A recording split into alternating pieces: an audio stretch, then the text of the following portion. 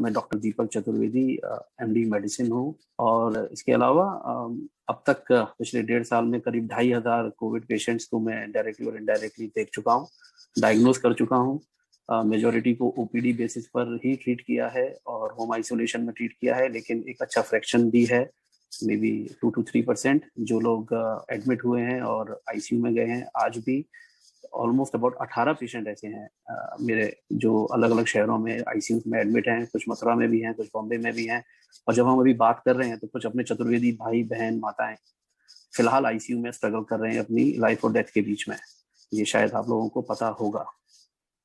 तो अब इम्पोर्टेंट आता है कि ऐसा क्या है जो हम सब लोग कर सकते हैं कि हम कोविड में हमारे जो मरीज हैं और हमारे जो लोग हैं वो आईसीयू में लैंड अप ना हो। बस हमारा टारगेट वही होना चाहिए। अभी हमारा टारगेट ये नहीं है कि हम होम आइसोलेशन में कितना ट्रीट कर पा रहे हैं, हमारा टारगेट ये नहीं है कि दवाइयाँ नहीं है, वो सब क्वेश्चंस अभी फिलहाल हमारे लिए बेमानी हो चुके हैं। हमारे लिए सिर्फ इतना है कि हम ऐसा क्या करें कि आईसीयू में आज की तारीख में तो 8% लोग लैंड अप हो रहे हैं, वो कम होकर के 2% पे चले जाएं। क्योंकि अगर आईसीयू में एडमिशन कम होगा तो डेथ रेट ऑटोमेटिकली कम हो जाएगा। तो उसके लिए बहुत जरूरी है कि पहले जैसे आलोक भाई साहब ने बोला कि टेस्टिंग ट्रेसिंग ये इम्पोर्टेंट है, वो ठीक है, टेक्निकल चीज़ है, वो होती रहेंगी। लेकिन उसके बाद क्या, जब एक बार कोविड पॉजिटिव कोई पेशेंट आता है तो उसके बाद उसे क्या करना चाहिए। अगेन गाइडलाइंस हैं, किताबों में, अखबारों में, इंटरनेट पर, व्हाट्सएप पर पढ़ने को मिल रहा है। होम आइसोलेशन बहुत आसान लग रहा है, लेकिन होम आइसोलेशन इतना आसान नहीं है। हमें भी ऐसा लगता था पहली वेव में कि होम आइसोलेशन बहुत इजी है, और पहले वेव में हमने बहुत सक्सेस भी हासिल की होम आइसोलेशन मैनेजमेंट में। लेकिन ये जो सेकंड वेव आई है ये थोड़ी डिफरेंट है। ये वायरस जो ट्वीक हुआ है, ये जो म्यूटेट हुआ है, खासकर हम बात करेंगे इंडियन वेरिएंट की, जो डबल म्यूटेशन है, ये कहीं ना कहीं थोड़ा नोटोरियस है। इसको शायद पता पड़ गया है कि हमारा मोड ऑफ एक्शन क्या है। तो अगर आप गौर करेंगे तो, और मैं आपको बहुत सिंपल बातें बताऊंगा, मैं बहुत साइंटिफिक नहीं जाऊंगा। तो अगर आप गौर करेंगे तो जो पहला वेव था उसमें हम ये देखते थे कि पहले हफ्ता अगर निकल गया तो we are in the safe है। लेकिन ये जो दूसरा वेव आया, इसमें पहला हफ्ते में कुछ नहीं मालूम पड़ता है। आपको थोड़ा सा फीवर होगा, हल्का सा कॉफ आएगा, शायद कॉफ आए भी ना, थोड़ा बॉडी एक होगा, और आपको तीसरे दिन अच्छा लगने लगेगा। सातवें दिन तक लगेगा कि सब कुछ बहुत अच्छा है मेरा। 8वें दिन पर अचानक से आपको दोबारा से कॉफ आएगा और दोबारा से आपका फीवर राइज होगा। फिर आप भागेंगे सीटी स्कैन कराने और आप देखेंगे कि आपको निमोनिया सेट इन हो चुका है। तो अगर आप गौर करेंगे तो हम कहाँ मिस कर रहे हैं। पहले 7 दिन हम कितना भी घर में हम फॉलो अप करते हैं, लेकिन वो दिन हमारे मिस हो जाते हैं। और 8वें दिन पर सडनली ये सिम्टम जब सामने आता है और हमको निमोनिया दिखता है, और फिर हम जब अस्पताल जाते हैं तो बहुत सारी ऐसी दवाइयां हैं, या बहुत सारी तो नहीं बोलूंगा, जो लिमिटेड दवाइयां हैं, उनका जो विंडो पीरियड है वो निकल चुका होता है। जैसे रेमडेसिविर है, आपको 10 दिन के पहले देनी है, तो आपका विंडो पीरियड निकल गया। ओके, फेबी फ्लू है, फेविपिराविर है, आपको 7 दिन के पहले देनी है, उसका विंडो पीरियड आपका निकल गया। तो इसके लिए बहुत बहुत ये जरूरी है कि अगर हमको कोविड-19 हमारे किसी भी जानने वाले को, हमारे परिजन को होता है, तो सबसे पहला कि हमको ये पता होना चाहिए कि हम कंसल्टेशन कैसे कर रहे हैं। ये बहुत इंपॉर्टेंट है। पिछली बार ऐसा हुआ था कि जब कोविड की वेव आई थी, तब अमूमन तौर पर हर डॉक्टर कोविड डॉक्टर था, होना पड़ा, मजबूरी थी, क्योंकि इसके बारे में बहुत कुछ क्लियर नहीं हो पाया था। लेकिन उसमें कई बार हमारे कुछ नुकसान भी होते हैं कि फॉर एग्जांपल कि आपको कोविड-19 हुआ और आपने कंसल्ट किया किसी गायनेकोलॉजिस्ट को, क्योंकि वो गायनेकोलॉजिस्ट आपका फैमिली फ्रेंड है, आप उनको जानते हो, आपकी पत्नी का इलाज किया है, आपकी माताजी का इलाज किया है, या आपका खुद का इलाज किया है, तो आप उनको फॉलो करते हो, और उसमें कहीं ना कहीं पर कुछ ना कुछ चीजें मिस हो जाती हैं। तो मैं सबको सिर्फ ये बताना चाहूंगा कि अगर कोविड-19 होता है तो किस डॉक्टर की लिस्ट आपके पास में होनी चाहिए।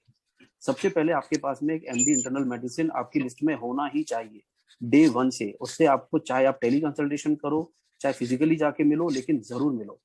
दूसरा, आपकी लिस्ट में एक पल्मोनरी मेडिसिन मतलब चेस्ट फिजिशियन होना चाहिए, बिल्कुल होना चाहिए, 100% होना चाहिए। तीसरा, कोई अस्पताल में जाकर के आप एक बार अपने आप को दिखा के आओ, अपने आप को एनरोल करके वहां पर आओ, ये आपके बहुत काम आएगा। क्योंकि अगर जब एक इमरजेंसी सिचुएशन आती है, 6वें या 7वें दिन या 8वें दिन, और तब आप ढूंढने जाते हैं कंसल्टेंट्स को, तो बहुत मुश्किल हो जाता है। तो अगर आप डे 1 से ही कंसल्टेंट्स के साथ के टच में रहेंगे तो जरूरत पड़ने पर वो आपके काम आ सकते हैं। ये तो हो गया प्राइमरी, जब आप बाकी की अपनी चीजें कर रहे हैं, होम आइसोलेशन कर रहे हैं और अपना अपना घर में मैनेजमेंट कर रहे हैं। तो यहाँ आप तैयारी कर रहे हैं कि अगर कोई सीवियर सिम्टम आता है तो हमें किसके पास जाना है। उस टाइम पर आप ढूंढना शुरू नहीं करते, मतलब आग लगने के बाद में कुआं खोदने की मतलब की कोई गुंजाइश नहीं होती है।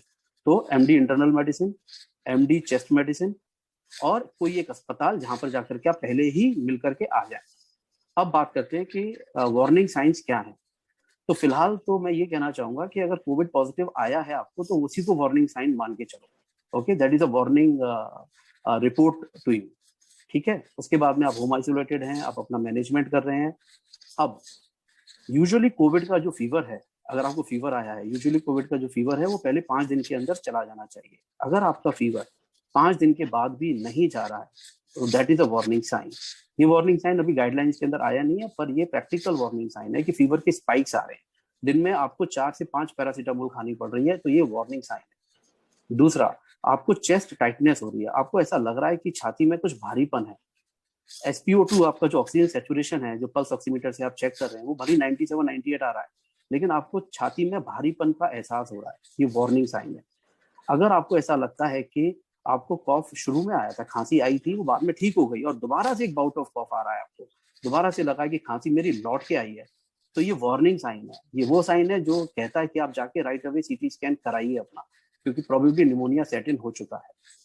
अगर आपका सेंस ऑफ स्मेल और सेंस ऑफ टेस्ट गया है, इसका सीवियरिटी से कोई लेना देना नहीं है, लेकिन फिर भी ये वार्निंग साइन में इसको अब इंक्लूड किया जाएगा। अगर आपको परसिस्टेंट हेडेक हो रहा है, आपको लगातार सर में दर्द हो रहा है, तो ये एक वार्निंग साइन है। आपका बॉडी पेन किसी भी पैरासीटामोल या डोलो से नहीं जा रहा है, तो ये वार्निंग साइन है। तो ये वार्निंग सिम्टम्स हो गए। अब इसके बाद में आप देखते हैं कि फीवर स्पाइक जो है आपका वो 101 के ऊपर जा रहा है, 100.5, 101, 101.5, तो ये आपके लिए वार्निंग साइन है। ओके, अगर खांसते टाइम बलगम निकल रही है और बलगम में कोई रेडिश टिंज आ रहा है, तो ये वार्निंग साइन है।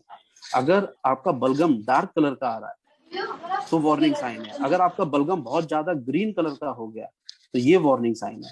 तो ये सारे आपके मतलब वो वार्निंग साइन है जिनको आप खुद देखेंगे। और अचानक से आपको डायरिया हो गया तो इसको भी आप वार्निंग साइन में ही लेके रखिए। और जब आप ऑक्सीजन चेक करते हैं तो अगर आपका ऑक्सीजन 94 या 94 के नीचे आ रहा है तो उसको वार्निंग साइन मानिए। थोड़ा ब्रीदिंग, डीप ब्रीदिंग करके देखिए ऑक्सीजन इंप्रूव हो रहा है कि नहीं हो रहा है। अगर नहीं इंप्रूव हो रहा है तो it is a warning sign. अब लोग घर में भी ऑक्सीजन का अरेंजमेंट कर देते हैं, 94 के नीचे ऑक्सीजन आता है तो भी कहा जाता है कि आप अपने घर में ही मैनेज कर लीजिए। ऐसे सिनेरियो में अगर आप 1 लीटर ऑक्सीजन की का मतलब लेने के बाद भी हाफ एन आवर में अगर आपका ऑक्सीजन सेचुरेशन 94 और 90 95 नहीं हो रहा है तो that is a warning sign.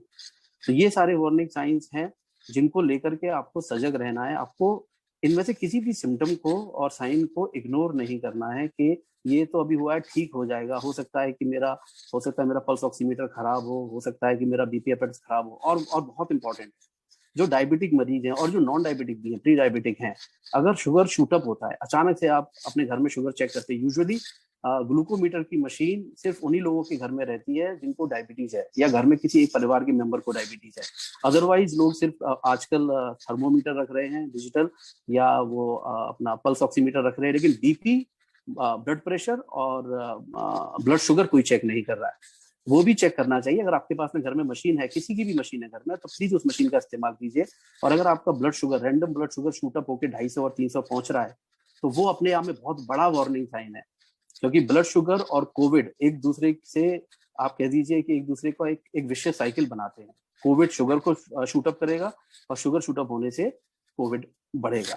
तो इनमें से कोई भी आपको सिम्टम आता है तो प्लीज इंतजार मत कीजिए, राइट अवे हॉस्पिटल जाइए, अपना सीटी कराइए, अपने आप को चेक कीजिए, अपने इन्फ्लेमेटरी मार्कर्स कीजिए, सीआरपी कीजिए, डी डायमर कीजिए। मतलब आप नहीं करेंगे, आपके जो भी डॉक्टर हैं वो आपसे ये करवाएंगे।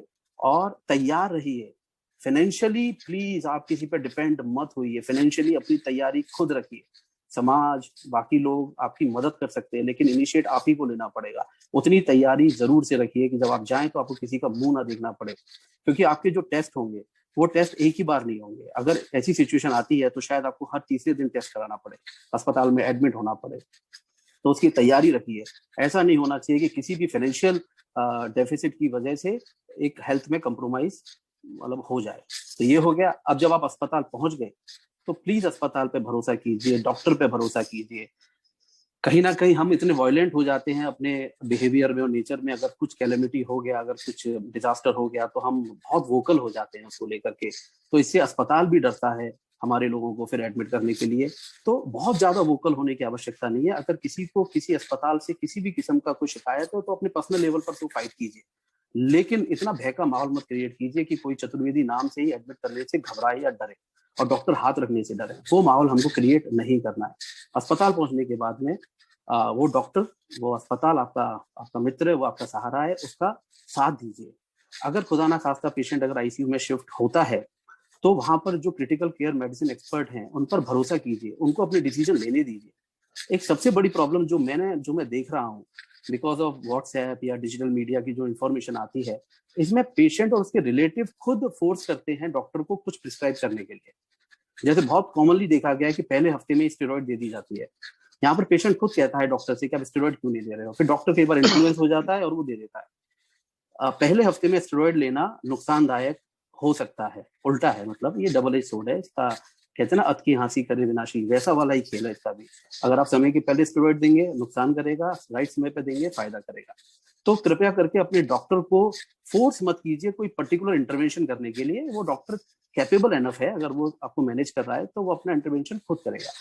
अब उम्मीद है कि पेशेंट हमारा अस्पताल जाता है, वो ठीक होकर के आईसीयू में भी अगर गया, अगर वेंटिलेटर पे भी गया, वेंटिलेटर से जो सक्सेस रेट है कोविड का बाहर आने का वो 22% से लेकर 25% तक है। इस तथ्य को मान के चलिए, इट इज अ फैक्ट।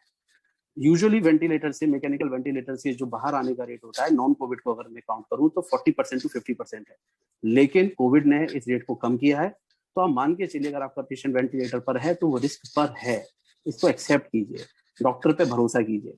और अगर अब आपका पेशेंट अगर वेंटिलेटर से बाहर आ गया, ट्रीट हो गया, वापस घर आ गया, तो ये मत समझिए कि सब कुछ ठीक हो गया। अब पोस्ट कोविड कॉम्प्लिकेशंस का ध्यान रखिए। फेफड़ों में अगर कॉम्प्लिकेशन हुआ है तभी इसीलिए आप अस्पताल गए हैं, तो लंग्स का फाइब्रोसिस होने के चांसेस पूरे होते हैं। लंग्स का फाइब्रोसिस का मतलब होता है लंग आपके फेफड़ों के सिकुड़ने के चांसेस होते हैं। तो पल्मोनरी मेडिसिन का जो डॉक्टर जिसकी मैं बात कर रहा था, चेस्ट मेडिसिन, वो अब आपके काम आएगा। कोविड के बाद में डायबिटीज का रेट बढ़ा हुआ दिखा है मरीजों के अंदर, तो यहाँ पर आपका इंटरनल मेडिसिन डॉक्टर काम आएगा। Sudden cardiac death post Covid जो आईसीयू में होके आए हैं उनमें देखने को मिला है, 1 महीने के बाद, 1.5 महीने के बाद सडनली पेशेंट एक्सपायर हो जाता है। तो ये सडन कार्डियक डेथ होती है, यहाँ पर आपका इंटरनल मेडिसिन डॉक्टर और कार्डियोलॉजिस्ट काम में आएगा। तो इन सबसे एक सौहार्द बना के रखिए, सबकी लिस्ट अपने पास में रेडी रखिए। पेशेंट के डिस्चार्ज होने के बाद भी कम से कम 3 से 6 महीने तक उसे रूटीन फॉलो कराते रहिए। उनका उनका 2D echo, ECG, stress test, pulmonary function test, मतलब लंग्स के जो टेस्ट होते हैं वो सब हमें कराने हैं। डॉक्टर आपको बोलेंगे, लेकिन ये मत समझिए कि डॉक्टर इसलिए बोल रहा है कि उसमें वो कुछ पैसा कमाने वाला है, नहीं, वो इसलिए बोल रहा है कि एक्यूट फेज तो हमने निकाल दिया, कॉम्प्लिकेशन से भी आपको निकाल के ले आए, शॉर्ट टर्म कॉम्प्लिकेशन से, लेकिन जो लॉन्ग टर्म कॉम्प्लिकेशन जो कोविड ऑलरेडी बॉडी के अंदर कर चुका है उसको फॉलो हम ही को करना है, ठीक है, और उसके हिसाब से हमको उसका इलाज आगे भी करना है। तो एक बार अगर कोई भी मरीज कोविड को लेकर के अगर अस्पताल में एडमिट हुआ है तो आप ये बिल्कुल लिख लीजिए और मान के चलिए कि उसमें कोई ना कोई कॉम्प्लिकेशन किसी ना किसी ऑर्गन में लॉन्ग टर्म होने के चांसेस बहुत ज्यादा है। तो उसके लिए आप ओपन रहिए। पैनिक नहीं होना है, पैनिक नहीं होना है, लेकिन कई बार डर ठीक रहता है, थोड़ा सा इससे घबराइए। जैसे आलोक जी ने कहा, अपना प्रिकॉशंस रखिए, जल्दी इंटरवेंशन चालू कीजिए। हॉस्पिटल एडमिशन की अगर जरूरत पड़ रही है तो डिनाई मत कीजिए, ठीक है। और दवाइयां डेफिनेटली ब्रांड दवाइयां ही लीजिए। अगर रेमडेसिविर मंगाया है तो डॉक्टर से कहिए अस्पताल में कि वो रेमडेसिविर अरेंज करे, क्योंकि ये गाइडलाइन है कि रेमडेसिविर का अरेंजमेंट अस्पताल को करना है। लेकिन कई बार ये सिचुएशन आ जाती है कि वो नहीं हो पाता है, तो रेमडेसिविर मंगाना है तो ब्रांड रेमडेसिविर ही मंगाइए। आजकल फर्जी दवाइयां मार्केट में बहुत चल रही है। अपनी कोई भी डिमांड को व्हाट्सएप पे मत डालिए, अपने क्लोज कॉन्टेक्ट से बात कीजिए, कोई ना कोई अरेंजमेंट हो जाएगा। लेकिन जैसे आप व्हाट्सएप पर डालते हो चीजें वायरल होती हैं और एक आर्टिफिशियल डिमांड क्रिएट होती है, कृपया करके वो मत कीजिए। अब प्लाज्मा को लेकर के बहुत कंफ्यूजन है, प्लाज्मा को अब बिल्कुल ऑब्सोलीट कर दिया गया है। प्लाज्मा का आज की तारीख में एज ऑफ नाउ रिसर्च के हिसाब से कोई रोल नहीं है कोविड के अंदर। तो कोई अगर आपको बोलता है प्लाज्मा के लिए तो उसे एक बार डिस्कस कीजिए, हो सके तो हमारी बात करा दीजिए डॉक्टर से। Plasma is completely out from the Covid management, plasma पूरी तरह से आउट हो चुका है, तो उसके लिए ज्यादा दौड़िए भागिए मत, ठीक है। और इसके अलावा अगर आपके पास कोई सवाल है, कोई क्वेश्चन है, तो आप मुझसे पूछ सकते हैं। थैंक यू भैया। बाकी I am done with this. Thank you very much Deepak भैया। जिस हिसाब से आपने सब माइन्यूट डिटेल्स बताई कि वार्निंग सिग्नल्स क्या हैं, सीवियर कोविड पेशेंट्स को क्या करना चाहिए और पोस्ट कोविड केयर कैसे मैनेज करनी चाहिए, आई थिंक बहुत यूजफुल पॉइंट्स थे सारे भैया। Thank you so much. Plasma का भी आपने जो बताया, बहुत इंपॉर्टेंट पहलू बताया आपने, इसको लेकर काफी लोगों के जहन में अटकलें हैं कि प्लाज्मा कितना उपयोगी है कि कितना उपयोगी नहीं है। मैं बस इसमें मैं एक चीज ऐड करना चाहूंगा। हाँ जी। कि कोविड रिकवरी के बाद में वैक्सीनेशन को लेकर के लोग बहुत कंफ्यूज्ड हैं। तो आपकी कोविड रिकवरी जो जिस दिन रिकवर हुए हैं, आप आरटीपीसीआर नेगेटिव आया है आपका, उससे 30 डेज के बाद में आप अपना कोविड का वैक्सीन ले सकते हैं। कौन सा लेना है that is completely your choice. Vaccine के लिए कोई आपको फोर्स नहीं करेगा, और वैक्सीन के लिए doctor Anupam, if I am not wrong, is going to take that for. Thank you so much. मुझे अब जाना पड़ेगा क्योंकि I have to receive few calls. Okay, ठीक है भैया। आई होप कि आप इसकी रिकॉर्डिंग करेंगे तो I will see the recording of doctor Anupam. जी, thank you so much. Thank you भैया। Bye bye, please take care. Bye bye, thank you, all the best.